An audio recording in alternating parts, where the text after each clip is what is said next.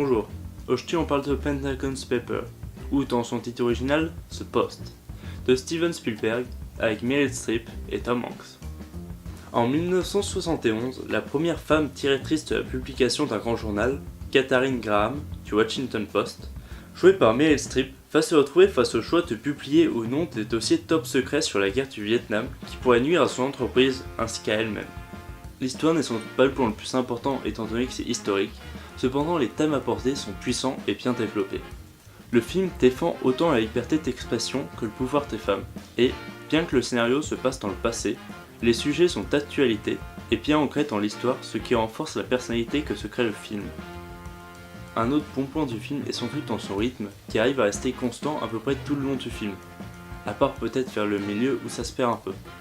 Cependant, les scènes de tension, les enchaînements de plans, les jeux d'acteurs, Tom Hanks qui est au top de ses performances font qu'on reste accroché au film tout du long.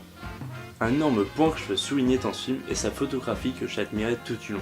Spielberg arrive à donner vie au journalisme des années 70 à travers des images très sobres qui jouent sur le contraste des bleus et des blancs et avec un jeu de lumière blanc extrêmement bien géré et extrêmement beau. De plus, certains plans sont magnifiques et extrêmement symboliques. Mais le film n'est pas non plus sans défaut. Comme je le disais auparavant, le film souffre d'une certaine lenteur vers le milieu et au contraire est trop vite expédié vers la fin.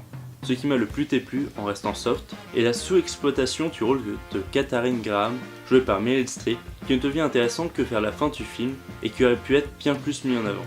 En conclusion, malgré quelques défauts mineurs, Tom Hanks, Meryl Streep et Steven Spielberg arrivent à merveille à donner vie à leur film. De plus, malgré que le scénario soit basé sur des faits réels, le film arrive à avoir sa propre personnalité. C'est donc un grand oui. Allez le voir si vous pouvez, et le plus vite possible et le mieux. Eh bien, c'était l'avocat du diable, et à bientôt.